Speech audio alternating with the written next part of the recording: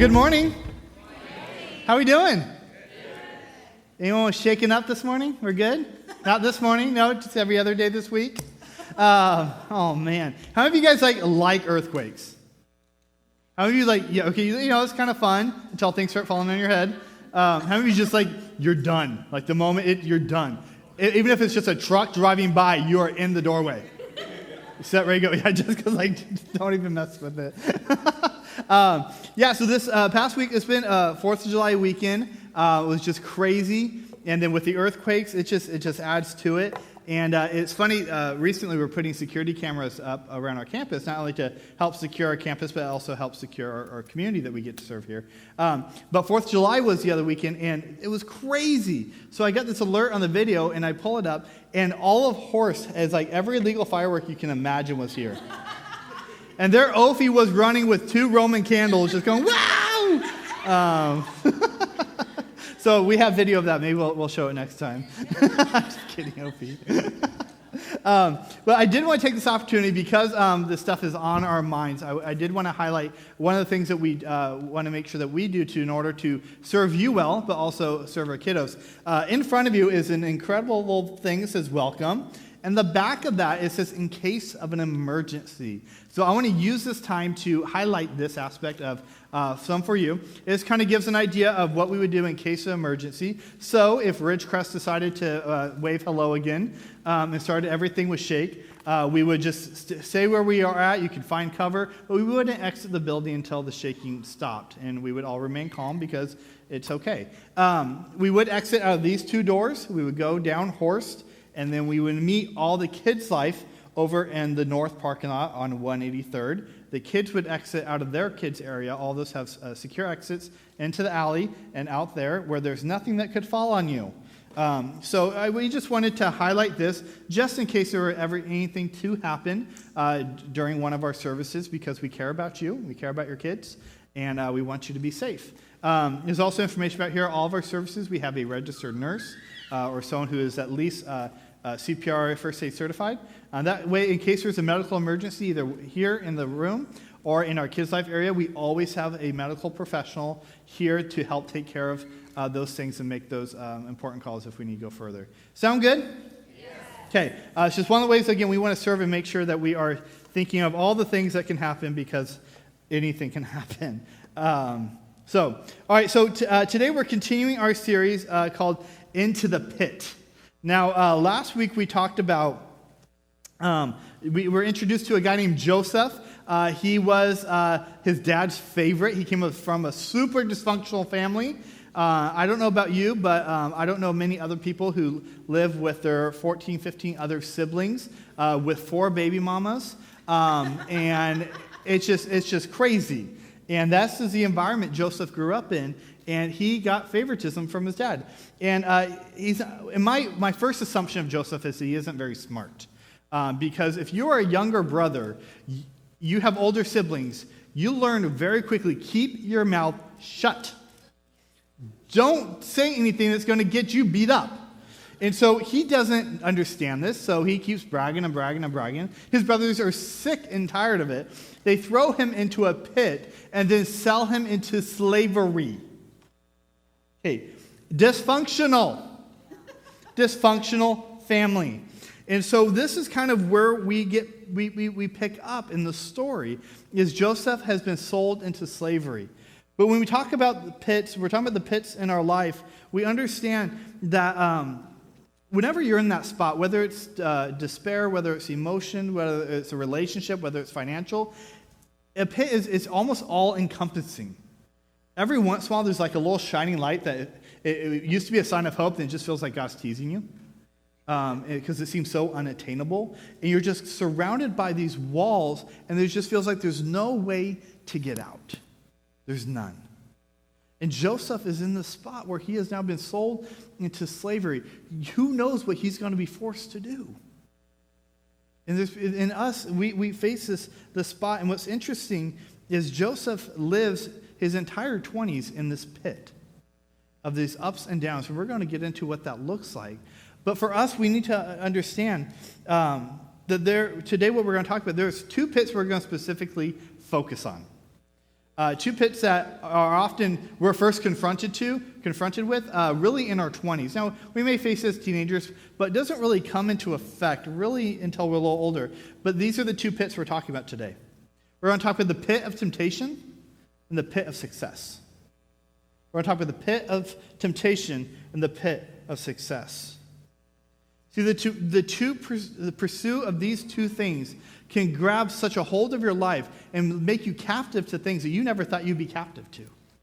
Things that you get involved in that you never thought you'd get involved in. Sacrifices you would make that you never think you would sacrifice. But because of these pits become so overwhelming, we would do anything to get out of them or to stay in them. So the first one is the pit of temptation. Let's look at this. This is when we become slaves to our desires and lose all self-control to see to be able to see what's best for us because of this one moment of weakness. We'll say things like, no one's going to find out. Or it's just one time. Usually if you have to say just one time, you're already assuming it's going to happen again. Or you just say this time. Like you're already assuming plural. Or that it's not a big deal.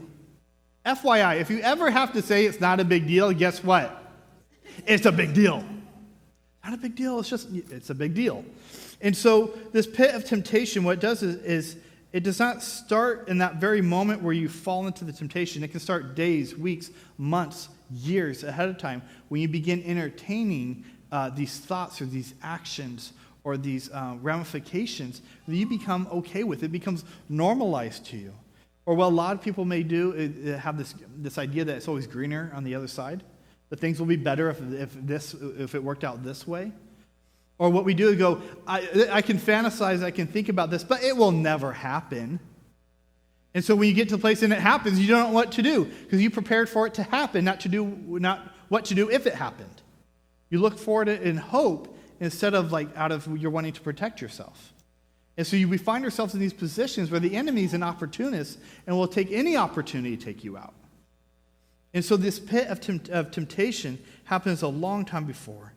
So what happens is we forfeit our purity, we forfeit our reputation, our marriage, our future marriage, our relationships, our integrity, and be able to pursue an emotional maybe. Most temptations are it's not even a risk. You risk, you have an opportunity to win or lose. A maybe, what temptation does is you will lose. Are you going to lose as hard as you can? Is it going to hurt you as much as you think? Can you really handle it? So it's really just taking something and being ready to fail, but thinking that the pleasure is going to outweigh the failure. It never does. See, the enemy is always going to overpromise and underproduce. The enemy is going to promise you the world and all these different things, and then he's going to shame you for doing the things that he told you to do. And it just becomes a deeper and deeper pit. And so many of us are held captive by our temptation that we don't know how to survive. Temptation itself isn't bad. We all get tempted. It's not sin to be tempted. It's when we fall into temptation or when we begin to welcome temptation. And so Joseph's going to he's going to show us how to kind of process through that. The other pit we're going to talk about today is the pit of success. See, when success becomes your God, you'll begin to sacrifice what's most valuable to it. When success becomes the thing that you want more than anything else, you're going to sacrifice time and people. You're going to fail to budget your time, so you give it freely in order to feed your drive for success. People become tools, and family becomes your hindrance. See, the ladder of success becomes the heads of people that you step on. And so instead of seeing people as valuable, as treasurable as what God has created them, we see them as tools and assets to use and utilize in order to get what we want. And so we stop valuing people because we value the success way more. So we're going to take a look at Genesis chapter 39, verse 1 through 6. So if you haven't turned there already, we're going to follow Joseph in kind of three circumstances. One of them are kind of similar, but in two different areas. So the first one, let's look at this, verse 1. Now Joseph has been taken down to Egypt. He's sold in slavery. Potiphar, an Egyptian who was one of Pharaoh's officials, the captain of the guard, bought him from the Ishmaelites who took him there. The Lord was with Joseph so that he prospered. He lived in the house of the Egyptian master. I want to read that part again all together. Can we just read that first part in verse 2? The Lord was with Joseph. Ready? Go. The Lord was with Joseph. When his master saw this, that the Lord was with him, and that the Lord gave him success in everything he did, Joseph found favor in the eyes and became his attendant. Potiphar put him in charge of his household and trusted to his care everything he owned. From the time he put him in charge of the household, all that he owned, the Lord blessed the household of the Egyptian because of Joseph. The blessing of the Lord was on everything Potiphar had, both in the house and in the field. So Potiphar left everything he had in Joseph's care. With Joseph in charge, he did not concern himself with anything except for the food he ate. So number one, write this down. Receive the favor of God.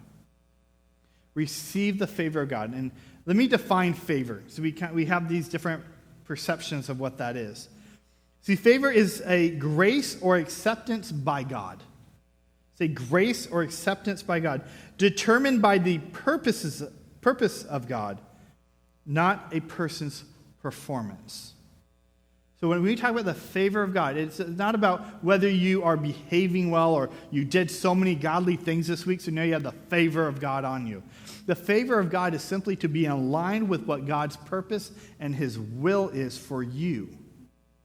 Now, for Joseph, at this time, he was receiving favor from God because he was sold into slavery and now he's a slave in the captain's house. Does that sound very good? Like, kind of. Like he has a roof over his head, but it doesn't sound like, he's got his freedom and everything taken care of for him. No, he's got the favor of God upon him because he's in the will of the Lord at this moment, whether he's in control of his decisions or not. Imagine a train trying to go forward in the gravel. It doesn't work very well. It has to be on the track. And so when something is doing what it's designed to do, there's a favor, there's a grace upon it because it's doing what it's supposed to do and how it's designed to be. Other ways to kind of understand this word of favor. Success does not lead to favor. So again, success does not lead to favor. Favor leads to success. That makes sense? Again, defining success as God's purpose for your life in that moment, for that season. There's a moment you're graced and you have favor for this area, and you may not have it for this area. And so what happens when we understand that favor is that we begin to receive the favor of the Lord, we understand that you are loved by God.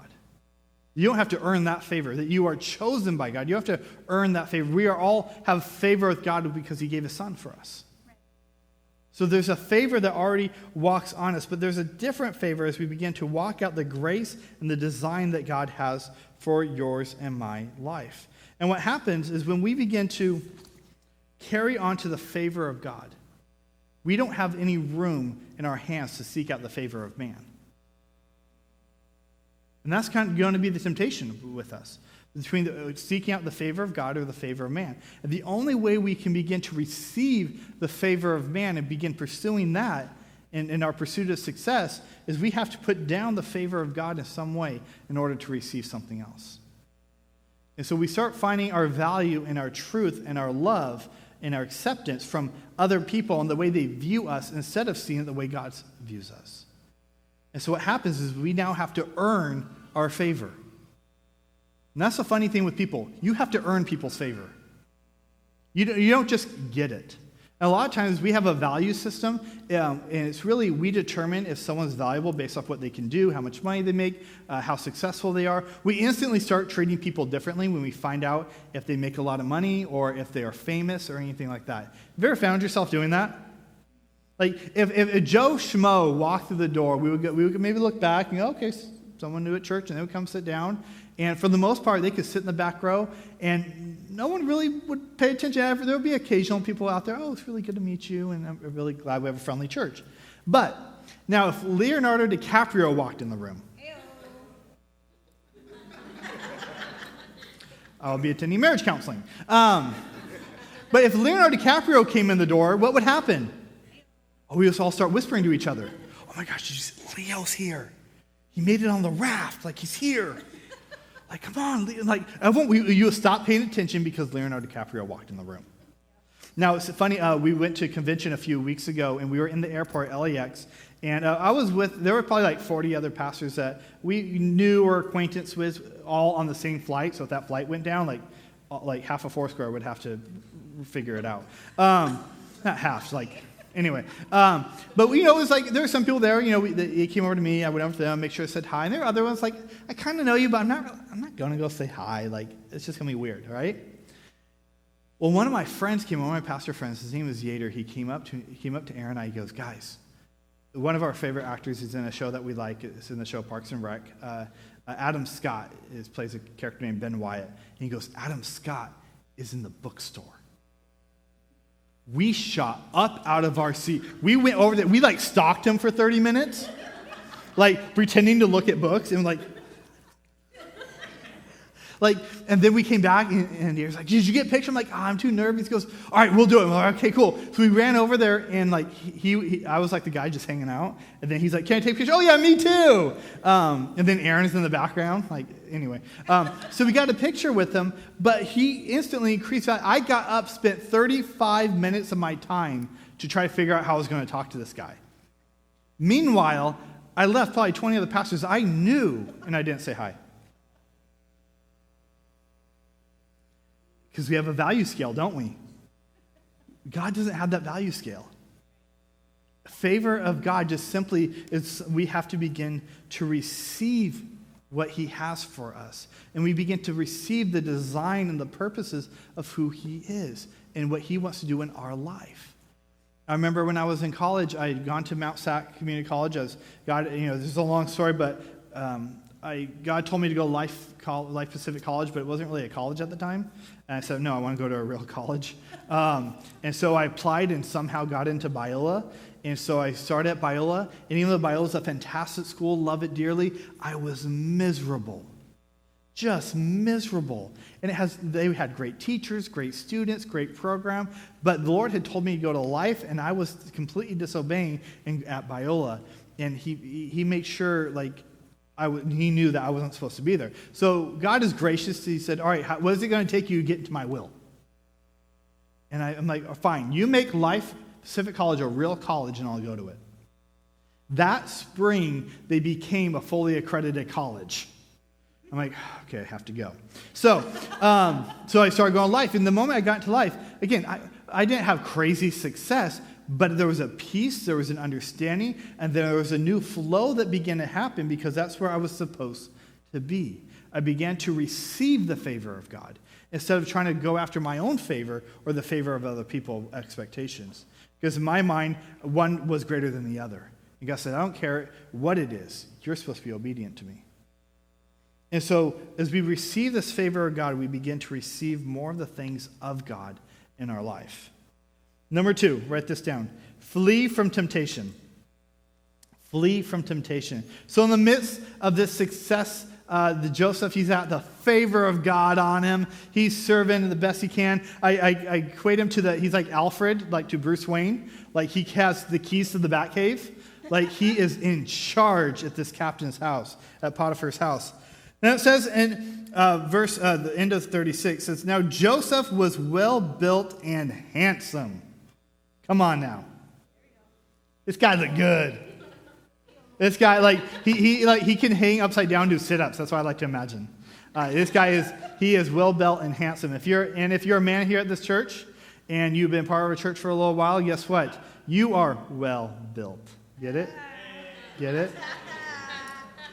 Now, if you're handsome or not, that's up to you. I don't think the well can help you there. But anyway, it says, and after a while, his master's wife took notice of Joseph. What's up, boy? How you doing? And she said, come to bed with me. I don't think she was asking me to make the bed. Tuck the sheets in. I think this was like a pool boy incident. This is she had eyes for this guy. But in verse 8 says, but he refused. With me in charge, he told her, my master does not concern with himself with anything in the house. Everything he owns, he's entrusted to my care. No one is greater in this house than I am. My master has withheld nothing from me except you, because you are his wife. Now, then could I do such a wicked thing and sin against God?" And though she spoke to Joseph day after day, he refused to go to bed with her or even be with her. Okay, this girl's ratchet. This girl is like, she is wanting something else. She is pursuing Joseph. And he's just trying to be a good little Hebrew boy. He's just hanging out in his 20s, just trying to be faithful. God put him in this place. He's a slave, and he's just trying to mind his own business. And if you're a 20-year-old guy and this girl's chasing you, there's a temptation. Okay? And one day he went to the house to attend to his duties, and none of the household servants were inside. It's always a bad thing when you're alone. She caught him by his cloak and said, "Come to bed with me." But he left his cloak in her hand and ran out of the house. When she saw that he had left his cloak in her hand and had run out of the house, she called her household servants. In other words, if you're not going to be with me, well, I'm going to make your life miserable. "Look," she said, "this Hebrew has been brought to us to make sport of us. He came in here to sleep with me, but I screamed. When he heard me scream for help, he left his cloak beside me and ran out of the house." She kept the cloak beside her until his master came home. Then she told him this story: "The Hebrew slave you brought us came to me to make sport of me. But as soon as I screamed for help, he left his cloak beside me and ran out of the house." When his master heard the story his wife told him, "This is how your slave treated me," he burned with anger. She completely lies and says, and makes up this story of what happened. Meanwhile, Joseph is just trying to stay pure. So he ran. He did not want to dishonor the house that was given, that he was in charge of. And this is the reality. Whenever we're faced with temptation, because we all face it, but temptation is not trying to fight your flesh. It's not trying to fight your body. It's not trying to fight your mind. Your temptation is going after your soul. Temptation is a 100% complete assault to your soul. It wants to grab a hold of you. And that's why any temptation we face, whether it be lust, whether it be financial misgivings, whether it be success, whether it be anger, all these different things that cause us to begin to sway from the ways of God, it's why it makes you feel so terrible. It's why it attaches itself to your soul. It's not just a body thing. No one can say, "Oh, it's just physical." It's impossible for anything just to be physical. It goes after your soul. So, I don't know about you, but you have those movies that, like, you'll never tell anyone you like it, but if it's on, you'll watch it. And then after you're like, "Oh, I like that movie," but you'll never tell anyone that. For me, that's miscongeniality. Okay? I don't know what it is. I will never turn it on willingly, but I have a wife who loves it and will turn it on, and I'm never like, "Oh, that's terrible." I'm like, "Oh, I'll watch this." But one of the things I love about miscongeniality, if you don't know what it is, it's about an FBI agent who has to go undercover to be a beauty, sorry, it's not a beauty pageant, it's a scholarship pageant. And anyways, so because there's going to be an attack on the pageant girls or whatever. Anyways, so she goes up, she has to do her talent, and she's wearing like a lederhosen with like a tutu or something like that, because all the girls drank the glasses of water. She's going to do a little spinny thing. And so she ends up doing a self-defense class as her talent. So she brings up her partner, FBI partner, who no one knows. Anyway, his name is Eric, and I like that because she goes, "Oh, Eric's a little scared." And I would be. Anyway. But I love it because she introduces this idea. And I didn't do this during first service, but I'm going to do it second service. Louis, can you come up here? So I don't know if you know this about temptation. Louis is hi, Louis. Come up here. Louis is going to be my temptation. And I want you to just grab a hold of me from just around the back. Yeah. If you've ever been tempted by anything, yeah, you're fine. No, not that. Is that too much? No, it's not too much. I work out. You can handle it. But if you know anything about temptation, it usually is in a place where you can't see it, but you can feel everything about it, and that it gets to a point sometimes where you're completely enclosed by it, and there's no getting out. Like, as much as you try, like, you can't. Oh, sorry, I got your glasses. You got my glasses I'm sorry. It's just, never mind. I don't have my glasses on, so I can't make the comment. Anyway, but it's encompassing, and if you've ever been attacked, if you've ever been mugged, if you've ever been in any kind of fight, like if they can grab a hold of your hand and really hold you in tight, like you can't get away.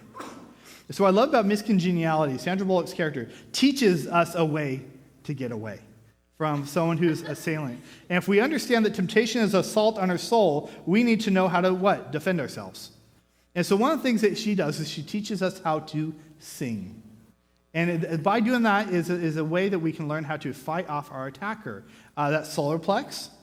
Okay, anyone knows? Solar plex, instep, nose, groin. You ready, Louis? No. So if you're hit the solar plex, you come here, you just elbow, and it's right there in the gut. It's just right there, like right where the heart is. Like if you've ever been punched in the gut or punched in the chest, it hurts. Yeah. And so you do that, and then that gives you a little. Then you do an instep. You smash the toe, you hit the nose, and you hit the groin. Yeah. You good? Don't do that. All right, they gave Louis. So it teaches you how to sing. I know this is super corny, but give me one every once in a while. I want to kind of use that method to teach you how to defend yourself, to break yourself free from temptation. Can we do that? So the first thing is solar plex. And so that's really your gut, your insides, your heart. And so what it comes down to is your emotional health. When you are not emotionally healthy, you are more susceptible to temptation. When you are exhausted and tired, when you don't sleep at night, you are more likely to fall to temptation. Have you ever said this before you fell in temptation? I'm just tired of it, whatever. Who cares? Because you're exhausted. You don't care. And so what happens is when you don't rest, when you don't sleep, you begin to become emotionally unhealthy. You need to become self-aware of what are the things that affect your heart, what are the things that affect you inside that you know are going to become a destructive pattern in your life. What are the intentions of your heart? Most things that we fall to are not, like I said, or don't happen in the moment. You plan for it weeks, months, years in advance. You began a seed was planted and you've been watering it like crazy. You say, man, I would never cheat, but given the opportunity, I might. Because you're thinking the opportunity would never come. And the opportunity comes, you're like, oh, I don't know what to do. Of course you don't know what to do, because you've been watering that sin and that plant in your life, and it's overgrown and you don't have control anymore. So what are the intentions of your heart? As you begin to protect yourself by pursuing emotional health with that. Instep, where are you at? Where are your feet taking you? Are you allowing yourself to go places you shouldn't be? In Joseph's example, he was in the house all alone. There was no other, that's not a good place to be. Whether it be with a lustful temptation, whether it be a computer issue, whether it be with alcohol, whether it be with drugs, whether it be with anger, you just can't be yourself. There's temptation to harm yourself. If you shouldn't be alone, don't ever allow yourself to become isolated. Be aware of your surroundings. Be in community with people. Don't put yourself in a place where you know you're just setting yourself up for sin. You can't walk into a bar and go, I didn't know there was going to be alcohol. Yes, you did. It's a bar. Whether I didn't know I was going to be alone with her. Yes, you did. It's 11 o'clock at night and no one's around. Yes, you did. We have to be honest with ourselves and be very aware of where we're allowing ourselves to be. Next is nose. What do you allow in front of you? When you think about your nose, you can just think of nose. What happens when you hit someone in the nose, what happens is they actually can't see anymore. Sometimes their jaw gets jarred and they get dry mouth and their hearing can go crazy. You hit the nose because it affects all senses. And so when we're aware of what's in front of us, what are you allowing yourself to see? What are you allowing yourself to hear? What are you allowing yourself to smell and taste? What are the things that you are putting in front of you? Are they feeding your temptation or are they starving it? Because if you're tempted, you just get angry all the time. But you're constantly listening to music that just makes you angry. Take that away. Start filling it with things that bring calm and peace to your life. If you are struggling with lust, but you're watching everything on TV that is just throwing every image at you possible, well, why don't you turn off TV? If you're struggling with self-image and that temptation to start tearing yourself down, but you scroll through social media for hours at a time, turn it off. What are you putting in front of you? Because it's either going to feed your temptation or it's going to starve it. What is before you? And the last one is growing. So I have an illustration about that. I'm just kidding. When it talks about growing, this is a big thing, is talking about sexuality. See, sexuality is meant to be enjoyed and celebrated. It's not meant to be manipulated or used for manipulation. We're going to go into greater detail on this in the fall in a new series where we're going to give like disclaimers like, hey, if you're 18 and under, just FYI, parent discretion advised. But God has given us this gift to be able to enjoy it, to be able to use for its purpose, not to use to manipulate or control other people. And that's what happens. You know, I meet with people who are going through licensing and pastoring and different things, and what we talk about is, you know, temptation is a big thing, because number one way that we see people that pastors and leaders are taken out because of their temptation, it's usually their zipper or their wallet. It's either financial or sexual.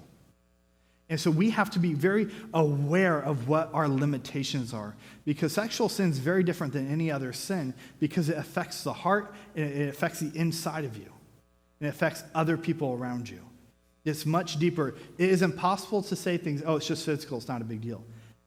There's no such thing. That literally discounts the definition of sexuality if you take out the emotion and the soul. Especially when God says it's supposed to bound a man and woman together. That's soul language. And so we have to be very aware of what we're allowing to even excite or to manipulate or confuse or bring chaos to our sexuality. So when we're talking about temptation, we recognize that's an assault to our soul, and that we know how to what? Sing. Solar plex, instep, nose, groin. That's how we begin to defend ourselves from that. We good? Okay, number 3. God's favor is not limited to your position. God's favor is not limited to your position. So now we went from Joseph was on top of the world, the highest place you can get as a slave, and then he's fallen in no fault of his own. He fled from temptation, but now he's going to be thrown into prison. Joseph's master took him, put him in prison, the place where the king's prisoners were confined. But while Joseph was there in prison, everyone say it together, the Lord was with him. Let's try that again. The Lord was with him. Wait a minute. You go to prison and God is still with you? Yes. Because his favor wasn't determined off his behavior or the circumstance. His favor is still on Joseph. One, because his character represented it through what what he dealt with Potiphar's wife. But now he's in a place where he is in God's favor, still in prison. Now, this is a temptation. He's been punished for something he didn't do. And usually when you're at this point when you don't get what you want, what do we want to do?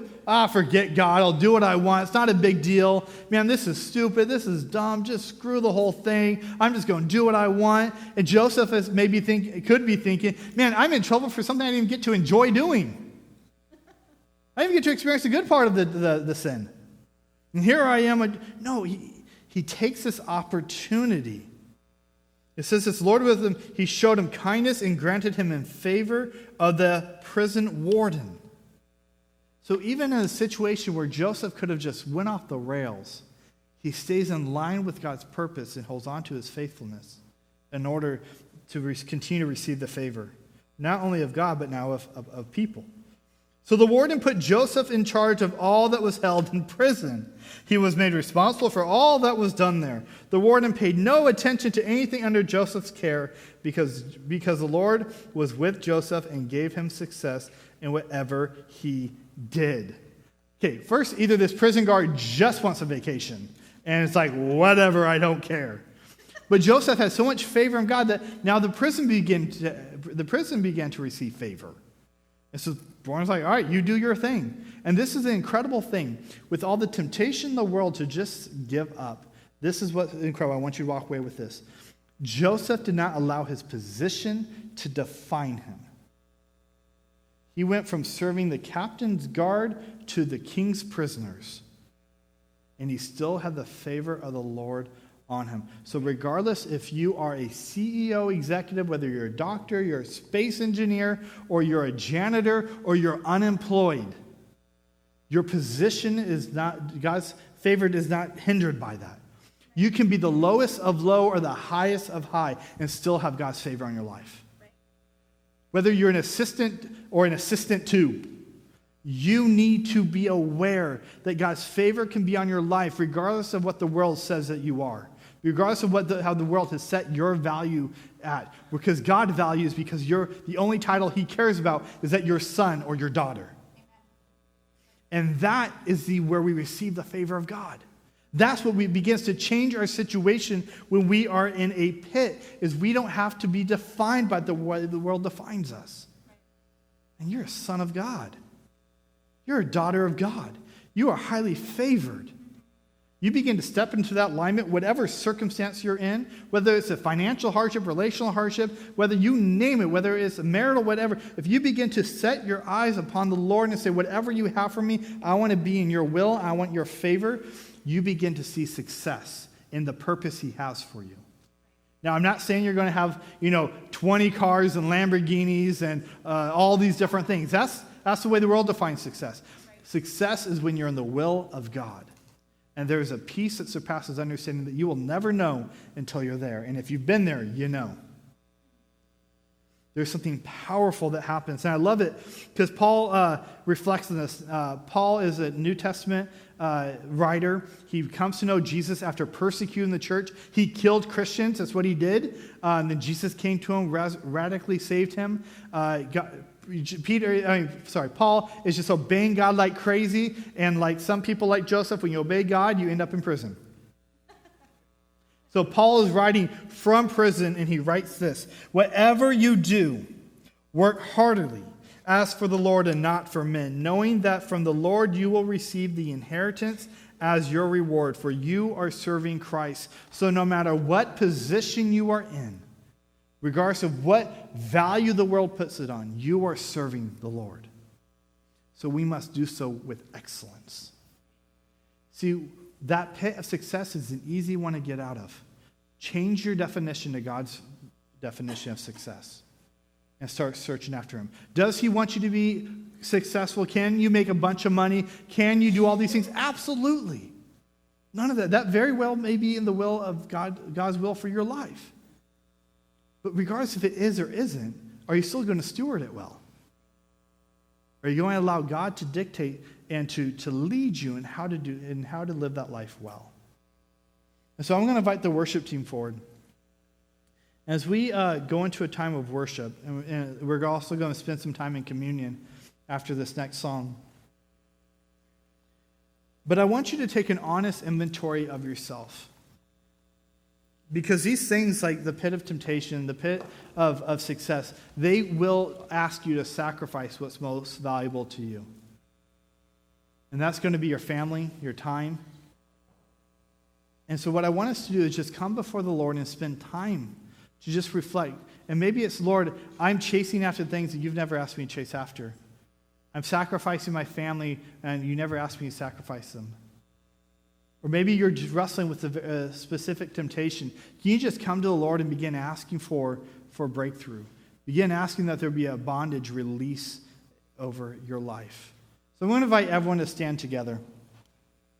We're going to worship together, and we'll come together and do communion. But again, I want to encourage you. Let's just come before the Lord. Allow it to seek his favor. There may be things spoken over your life recently or in the past that have trying to define what your value is. Can you just hear from the voice of the Father that you are loved, you are highly valuable, and he has incredible things for you. So let's go before him today.